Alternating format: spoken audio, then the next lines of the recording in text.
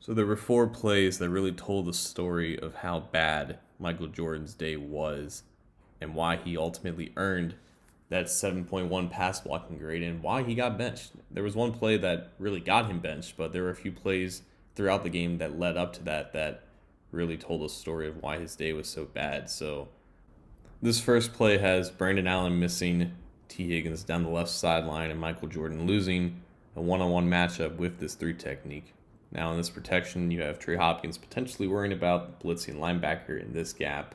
Ultimately, he does not, so he has options to work with. Jonah Williams has the 9 technique as Drew Sample is not standing for pass protection. So this is just a one-on-one with this gap, and this is just bad hands. It's bad hands all around. It's weak, it's ineffective, and it's easily mitigated by this three techniques: chop and over move. He just swims over the outside shoulder of Jordan. It just shouldn't be this easy, man. Like, he's been the unquestioned starter at this position for 2 years now. I know he's young. I know he wasn't going to be great to begin with, but he's had too many reps to lose this easily. It's just weak. And it's just there's nothing really more you can say. Like, his chest should be early. His punch should be earlier. It should be stronger. Luckily, Trey Hopkins is there to help him out, so the three technique does not get a hit on Brandon Allen. But even if it's not a hit, it's a clear pass blocking loss and a clear pass rushing win for the three technique. That last play just featured an incompletion and no hit on the quarterback. This time, it's an interception from Brandon Allen because he's feeling the pressure and he's ultimately going to get rocked after he throws this ball because Michael Jordan loses very clearly again. This time, he's going up against Emmanuel Ogbah, who's lined up as the right three technique. Usually, he's the left defensive end in Miami's defensive front.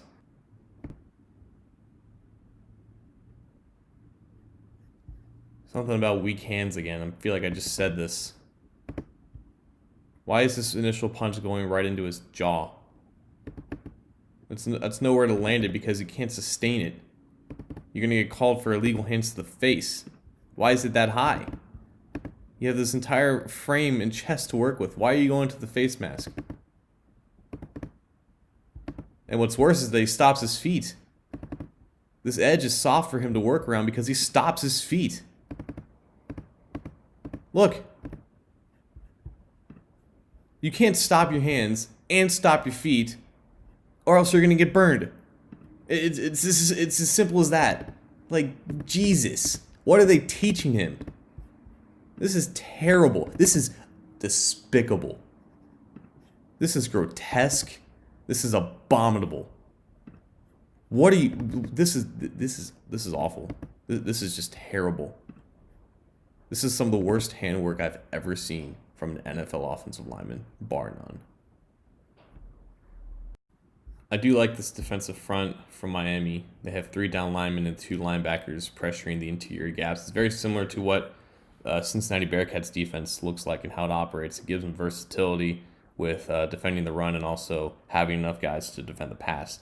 But it also gives Miami an opportunity to perform a stunt or a twist with one of these 2 stand-up rushers and Christian Wilkins as the zero technique. What happens is that Wilkins and Kyle Van Noy are going to loop around each other. Van Noy is going to have a clear lane to Brandon Allen because Michael Jordan doesn't pick up on Wilkins stunting in, and then Hopkins can't get off this block to pick up Van Noy because Jordan doesn't initially realize that it is a stunt, and he has to pick this up as he's charging in, as Christian Wilkins is charging into this A gap. So as a result, you have Michael Jordan hopelessly chasing Van Noy into this vacant gap, and he can't do anything about it except pick up Brandon Allen.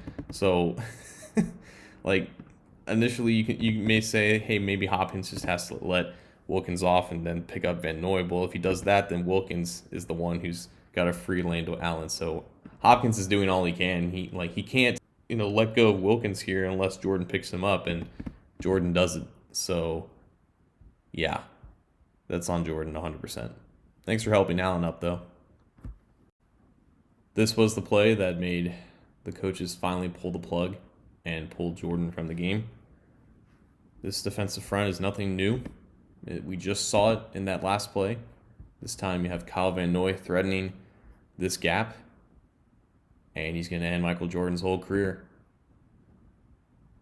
off of what was essentially a Euro step.